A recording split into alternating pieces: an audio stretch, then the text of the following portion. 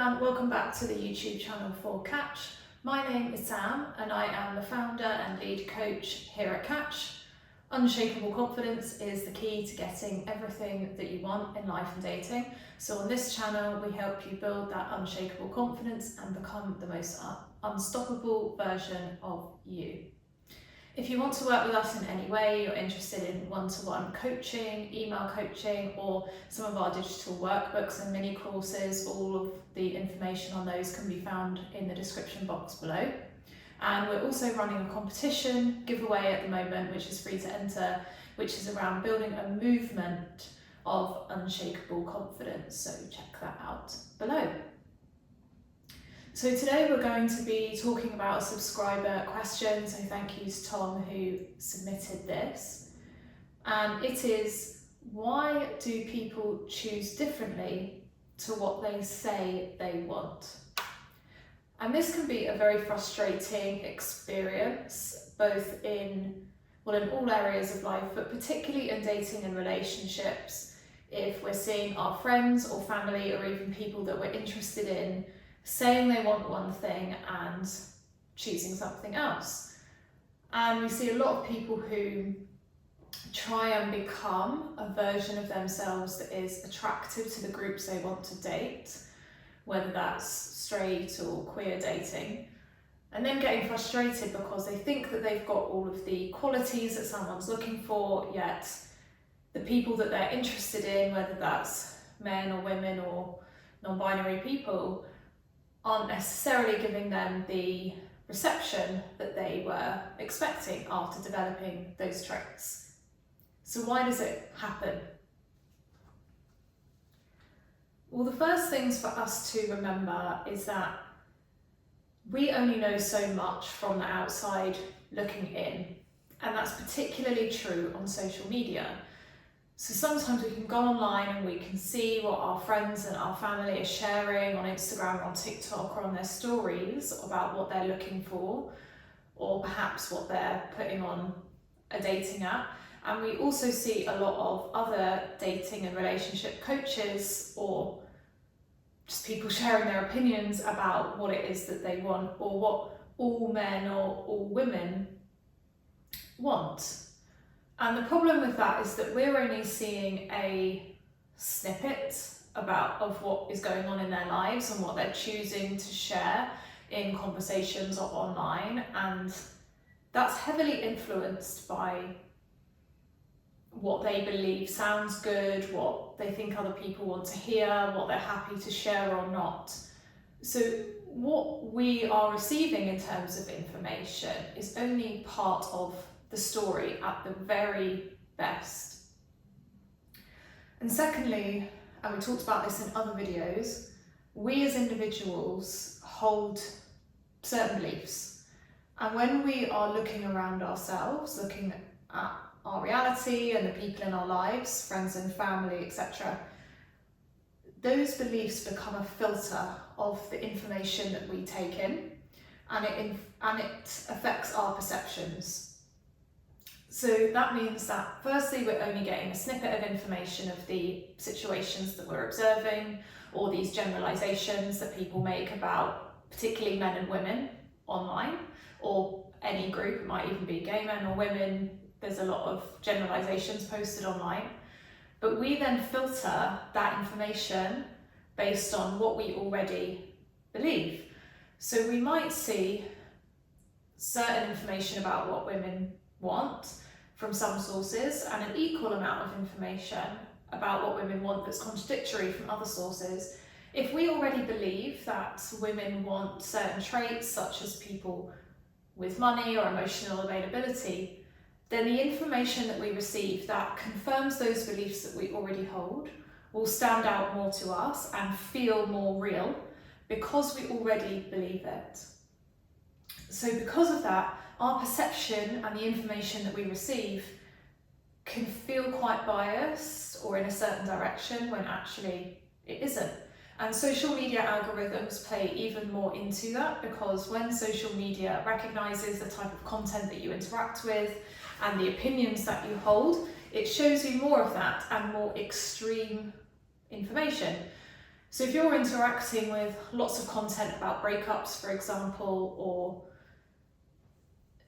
women only wanting provider men, or men only wanting submissive women, for example, it will keep showing you more of that. So it can feel like everybody in our lives, or all the information we're taking in, is telling us that men or women want a particular set of qualities, when that isn't the reality about what's going on.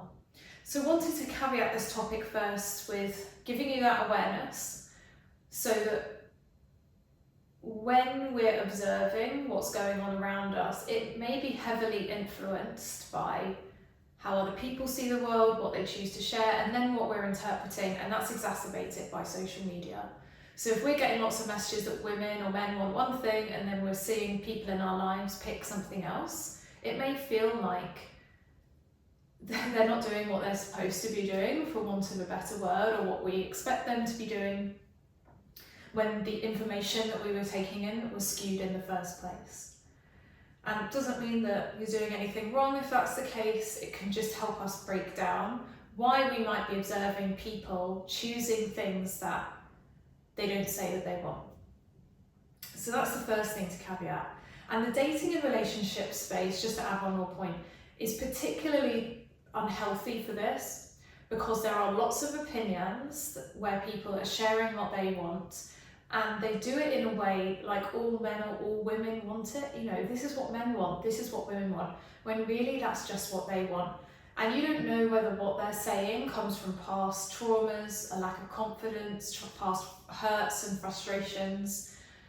So it may even be that the information that you're taking in is just based on hurt of others, and then projecting information out.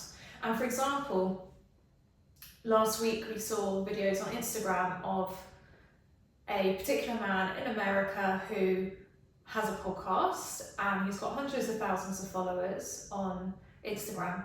And he was talking about how he's a top tier man because he's a certain height and he earns certain money, and what he's looking for in a woman. And there are other videos of him saying, well, single mums are just for recreation. You don't take single mums seriously. However, it then came out that his partner is a single parent. They live together, they're unmarried, and they're expecting a child of their own. So this is a man who makes some money from having a podcast, sharing his opinions online. He is tearing down certain groups and putting himself higher based on the traits he's proud about himself, his height and his income. Women are telling him that they want something else. He was disregarding those opinions in the podcast. And he was telling other people to avoid certain groups that he himself is in a long-term relationship with. So that's the other thing with social media, is that we're getting a very filtered view, but also what goes viral is controversial opinions and statements that provoke fear and reaction out of people. So sometimes what people are even saying, is not even what they believe or what they think they believe or what they want to share. They're just saying any old thing to go viral. So when we're turning online for advice, always try and take a step back, think about what's the world that I want to believe in. Take what everyone else is saying with a pinch of salt and decide what's right for you and what you're looking for, and try and tune out any of that external information. Okay, so with that context in mind, there are two different reasons why someone might choose something different or different qualities to what they say they want. And those two things are, there may be a difference between what they want deep down and what they believe they are worthy of and deserve. And this links to confidence and why we talk about unshakable confidence. So it might be that somebody wants a consistent, loving, calm, emotionally available, honest, hardworking, loyal partner, for example. That might be what they're looking for. However, if their confidence and self-worth is low, they may end up being drawn to and be attracted to and attracting into their life people who do not have those qualities. People who are emotionally unavailable, who cheat, are unfaithful, or don't treat them how they deserve. And that's because at a conscious level and logically, this person knows, I want these positive traits, this is what I deserve. However, deep down and subconsciously, they don't believe that it's possible for them, or they don't believe they're worthy of it. And therefore they end up choosing the same kind of person again and again who's unhealthy for them. That's where they put their energy, and that's what they continue to choose and entertain, and they keep having those experiences. And we can see this in our lives. We often have friends or family members who continue to have unhealthy relationships, pick people who are below them, or take advantage or don't treat them how they deserve to be treated. And that's because that person doesn't believe that they can get any better, for want of a better word. So they settle for what they believe they're worthy of. And this is why confidence is so critical, because you might consciously know that you deserve better, but you don't have the confidence to walk away. Or perhaps you've been in an abusive situation where someone has chipped at your confidence and undermined you and belittled you over time, or insulted you over time, and it's broken down your confidence, and then you don't have the strength and the resources to leave, or you might not believe that you can get any better because of where your confidence and your self-worth is at that time. So that might be one reason that people choose what they know that they don't deserve or want. And for those people, what they need to do is build their confidence and their belief in themselves using some of the techniques that we share. So we'll put 2 videos below, which is how to build and change your beliefs. So you start to build those beliefs of, I am worthy, I am good enough, I deserve a fulfilling relationship, I deserve to be treated well, I deserve open communication, etc. And we also have a digital workbook with, there's 3 or 4 what we call foundational or umbrella beliefs that build confidence. And if you can build those few beliefs, then you'll get to a very strong foundational level of confidence to build upon. And so we go through what those beliefs are that we see in over 90% of cases, and then some ways to build those beliefs. And that's all in a workbook available on our website, so we'll link that down below. And we have another video called The Very First Step to Building Your Confidence, and that's about building a routine where you nourish and invest in yourself and develop yourself, and that goes such a long way into telling yourself that you're worthy and you deserve better things in your life and starting to work towards those. So we'll link those videos and that workbook down below. The second thing is that someone might choose someone different to what they're looking for because they expect something different. So there's one group of people who consciously know that they want certain traits, certain qualities, don't believe they're worthy of it, so they subconsciously settle or even chase and attract something else. There's another group of people who expect relationships to evolve in a certain way. They expect certain dynamics, and it's what is familiar to them and their subconscious and their nervous system. So even if it's not what they want or they believe that they deserve, they keep being drawn to that same pattern, that same type of person, purely because it's familiar. And we see this in people who grow up in, say, unhealthy or abusive households, or have unhealthy parents emotionally. They can be drawn to partners in their adulthood who have those same set of behaviours, are unhealthy in the same ways, or have similar trauma as they experienced growing up. Because even though it's not what they want, it feels familiar. And again, we talked about this in other videos, a lot of how our body is wired is to keep us safe. And what can feel safe to our brain and our body is familiarity and predictability.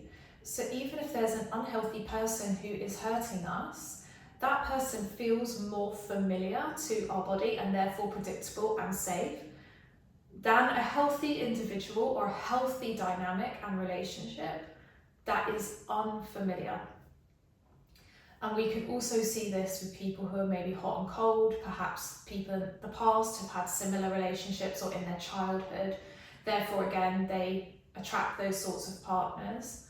Or they've been hurt in the past by a certain kind of partner, so they're naturally drawn to that. So their body and their brain is replaying an old pattern.